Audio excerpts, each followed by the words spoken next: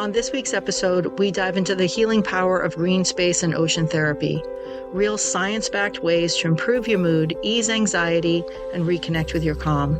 Whether it's forest bathing, barefoot walks in the grass, or listening to ocean waves while sipping coffee, we break down how nature can literally rewire your brain for peace. And if you have no forest or ocean nearby, no problem, we have some free, easy alternatives. So remember that healing is free, and it might just start with one single step outside. Hey everyone, welcome back, or thank you for finding us. You listening in today shows that you're committed to your own self-care, or if someone shared this with you, well, they care about you as well. So welcome as we explore ways to reconnect, reflect, and reground ourselves in a busy techno world. And sometimes you just need a break from that. So today we're going to talk about a topic that's as old as the Earth itself. We're talking about green and blue space therapy and its powerful impact on our mental health. You've probably heard someone say, I just need to get outside. And maybe you've just said it yourself. But what if getting outside is more than just a breath of fresh air? What if it could actually help heal your mind, your mood, and your sense of self? And that's what we're talking about today, because it's true. You can actually heal yourself with nature. It's free and it's already around us. So how easy is that? So what exactly is green space therapy? It's a type of ecotherapy or nature-based therapy where exposure to natural environments like parks, forests, gardens, or even a simple patch of grass is used to support mental and emotional well-being. It's not just a walk in the park. It's intentionally using nature for all she has to offer. It's about engaging your senses, slowing your pace, and letting nature do what it's been doing for humans for millennia, helping us feel better. It can be going for a walk, doing some gardening, or just stepping onto grass or forest bathing, also known as Shinrin-yoku in Japan. It's a term originating in the 1980s that means bathing in the forest atmosphere. Now, I'm not talking about literal bathing or running through the forest naked, but hey, if that works for you and it's not illegal, then why not? But we'll get more into forest bathing in a bit. Let's talk about why this natural therapy works for us. So we humans evolved outdoors. For over 99% of our existence as humans today, we've lived closely with the natural world. Our brains and bodies are wired for that connection. So when we're in nature, something really awesome happens. Our cortisol level, our stress hormone drops. Our heart rate slows, blood pressure improves, and our prefrontal cortex, the part of the brain responsible for decision-making and rumination, those thoughts that go over and over and over in your head, those get a little rest, and we let go of all those decisions and repetitive thoughts. The scientific term is biophilia, which is our humans' innate need to be around other natural life forces, such as plants and animals. So as we evolved, those who were closely connected to nature would have a better life.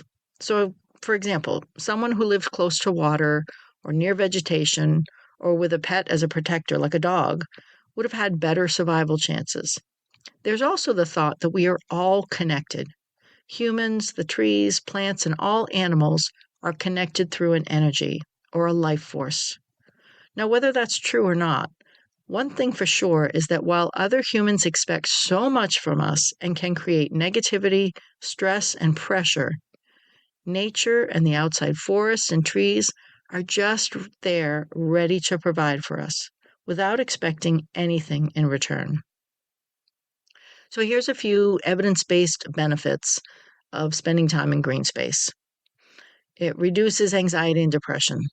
Multiple studies have shown that even 20 minutes a day in green space can reduce symptoms of anxiety and depression. Improved mood and self-esteem.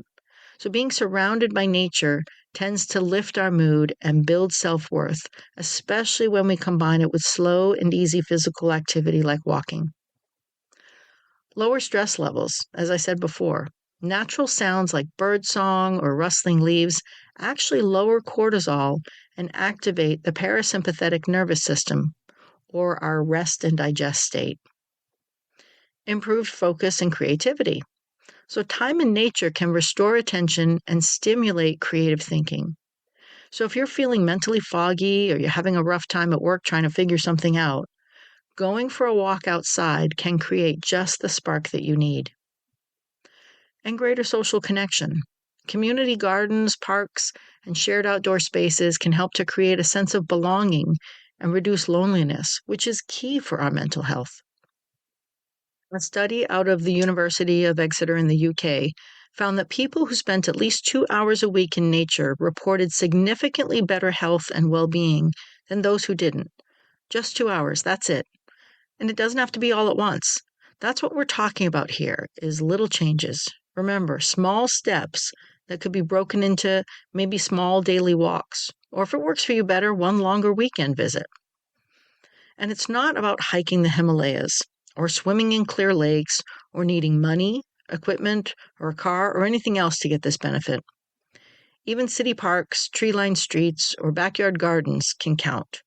The key is the intentionality of being in that space, the quality of the connection, not just the quantity of the greenery. So let's break this down a bit further. How does green space therapy help specific mental health challenges? So for depression, nature has a very calming, grounding effect. Sunlight helps regulate our circadian rhythms and increases serotonin production, which is considered a natural mood stabilizer and helps people feel happy, calm, focused, and emotionally stable. Physical activity in green space, like walking or gardening, can mimic the benefits of antidepressants by increasing feel-good neurotransmitters like dopamine and endorphins. Dopamine helps to motivate you and feeds your reward center and can also help with sleep regulation, while endorphins help to reduce pain, stress, and anxiety. Plus, there's something deeply healing about feeling part of something bigger. Nature offers perspective, and the trees don't judge. The sky doesn't expect. You're simply allowed to be your own beautiful self. So, anxiety. Nature gives us a break from the overstimulation of modern life. There's less noise, fewer screens, and fewer social demands. Natural environments reduce rumination, the constant, often negative mental loop that anxiety feeds on. The average person has over 60,000 thoughts a day, and the majority are negative, and the majority of those are repetitive. So being outside, focusing on a leaf, a flower, the birds chirping, can refocus and shift those thoughts out of rumination. And forest bathing, which is basically walking with mindfulness in a forest, or if that's not available, a city park or tree-lined streets, has been shown to reduce anxiety markers and improve heart rate variability, which helps with a healthier stress response. There are benefits of inhaling the chemicals that trees release into the air, which are the tree's essential oils. They can reduce our stress hormones, and if you're able to spend a few hours doing this forest bathing, it might also increase our levels of white blood cells, known as natural killer cells, that are cancer-fighting proteins. So not only can you help yourself mentally, but you may just be healing yourself physically without even realizing it, or before you even know you have an issue. And trauma. For people recovering from trauma, whether big or little, nature can be a gentle space for healing. It offers consistency and rhythm. And gardening, for instance, has been used in trauma therapy because it allows people to nurture something while reconnecting with their own bodies and emotions. But what if you don't have any access to any green space or you don't feel like you can make the time? Over 90% of our time now is spent indoors with work or other priorities. And not everyone has access to a forest trail, a quiet park, or a backyard. Or maybe you live in a big city, and maybe you've got mobility issues or time constraints that keep you inside. That doesn't mean you're out of options. So let's talk about green space alternatives, many of which are free, that still bring many of the same benefits. So indoor plants. Bringing the outside in actually works. And studies have shown that even a few houseplants can reduce stress, improve mood, and also purify the air. Tending to plants, even small succulents, brings mindfulness into your day. Now, I'll be the first to tell you that I kill every plant that comes into my house, with the exception of snake plants. And you can buy these for less than $20 at your local hardware store or plant store. And I only water them once a month, and they're pretty easy with light. Some get some morning sun, some get afternoon, and they all seem to survive around me. So there's hope for any of you that feel like you can't take care of plants. Trust me, you can with the right plants. So try placing a plant near your workspace, in your bedroom, or wherever you relax. Watch it grow. Talk to it. Yes, it's proven that just like us as humans, they will grow much better if you speak lovingly to them. And not only can you help them grow, but speaking loving words helps calm you as well. And if you can't get outside, maybe play nature sounds, rain, waves, bird song, forest sounds. Your brain responds because it really doesn't know the difference. And especially if you add some visuals like a wall art of trees or videos of waterfalls or even a screensaver that looks like a forest path. This isn't just pretend. It really does soothe your nervous system and can create a sense of calm. And apps and online platforms offer virtual forest walks or guided nature meditations. So try this during a break at work or while you're walking on the treadmill or before bed. And again, making sure that you are mindful and intentionally focused on what you're seeing and hearing, that's the key. Doing this while trying to cook dinner or giving the kids their bath is not the best way. And as we've stated in prior episodes, you can and must, in fact, make time for yourself. Even just 15 minutes a day can help, and the time is there. Remember, you don't have to make time. It's already there, so just use it better for your own self-care, and maybe that's listening to and seeing some nature. And if you live in a city with limited green space, look for green rooftops or buildings with vertical gardens. These small pockets of nature still offer psychological relief and beauty, especially if you can see or visit them regularly. I love going to New York City and seeing all the rooftop greenery. And while, yes, much of it is private, there are many places, even in that big city, that you can go and enjoy the free open parks and walking paths. And maybe surround yourself with nature-themed elements. Things like wood textures, natural colors, and organic shapes. All of these can help calm the mind and remind you of the outdoors.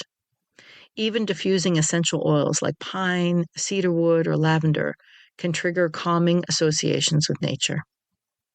And don't forget about the blue therapy, the mental health benefits of the ocean. We've focused a lot on green space, so let's take a moment to dive into the blue. You see what I did there? Especially and specifically ocean therapy. This is known as blue space therapy, and it refers to mental and emotional health benefits we get from being near or in bodies of water, and especially the ocean. So how does it help? Well, it's the sound and the rhythm. The rhythmic sound of ocean waves has a calming effect on our brains. Studies have shown that listening to wave sounds can reduce cortisol and induce a calmer, more meditative state. Visual relaxation. So looking out at the ocean creates what researchers call a soft fascination. Your brain is engaged but not overstimulated. It's not trying to figure anything out or produce any result. It's just enjoying what it sees, and that promotes mental clarity and emotional reset. And the ocean air is rich in negative ions, which can help clean the air and have been associated with lower levels of depression and increased alertness. And saltwater immersion. Swimming in the ocean can reduce inflammation, improve circulation, and release endorphins. The cold shock of ocean water also activates the vagus nerve, which is the main nerve in your parasympathetic nervous system, regulating your heart and immune system, and can help with relaxation and lowering stress. And mindful movement. Again, activities like walking on the beach, swimming, or paddleboarding combine exercise with the mental benefits of water-based environments. And making sure that if and when you do those activities, you are intentional and mindful of creating that calm. Studies from the Blue Health Project in Europe found that people living closer to the coast reported better overall mental health and were more physically active.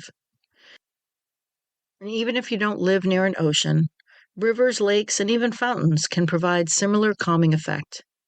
And just like with green space alternatives, playing ocean sounds, using sea-inspired wall art, or visualizing waves during meditation can all bring a taste of ocean therapy to your daily routine. So how do you get started incorporating the green and blue space therapy into your daily routines or weekly schedule?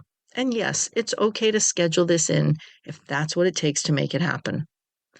So how can you build this in wherever and whenever you are? Well, first, start small. Remember, this is little by little. Commit to 10 or 20 minutes a day in or near nature. And this could be bringing your morning coffee out on a balcony with a potted plant, maybe a stroll around the block, or even just sitting by a window that gets sunlight. Use all 5 senses. When you're outdoors, notice the colors of the leaves. Feel the texture of the grass. Listen for distant birds or rustling wind. Smell the flowers, taste the rain. This anchors you in the present and deepens the therapeutic effect.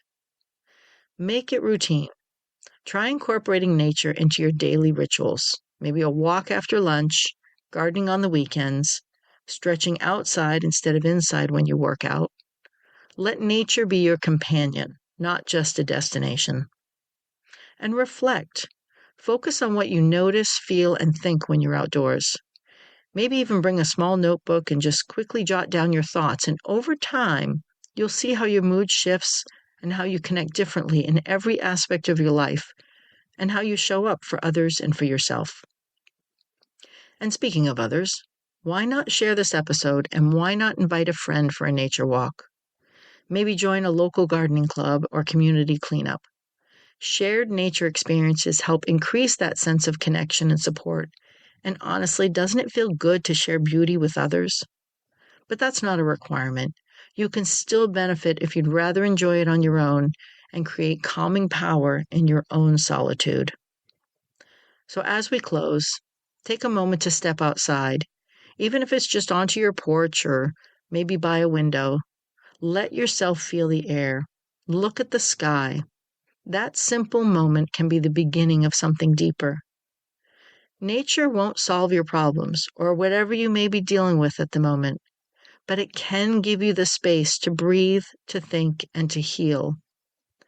So whether you're walking through a forest, standing barefoot in the ocean, know this: connecting with nature isn't about escaping life. It's about returning to it. You don't need hours and hours or acres and acres. Just a little green, a little blue, a little intention, and a willingness to pause. Nature reminds us that healing isn't always fast, but it is possible. So thanks for tuning in today. And if today's episode resonated with you, please share this episode with someone who might need a little more green or blue in their life. And feel free to leave a comment. Let me know what you thought. And until then, stay grounded, stay kind, stay growing, and keep healing, little by little and piece by piece. This podcast is based on my own life experiences. I'm not a therapist, a psychologist, psychiatrist, or any other licensed medical professional. Please share this podcast with anyone you think needs to hear this so that we all move forward, little by little and piece by piece. And thank you, Purple Planet, for sharing your music.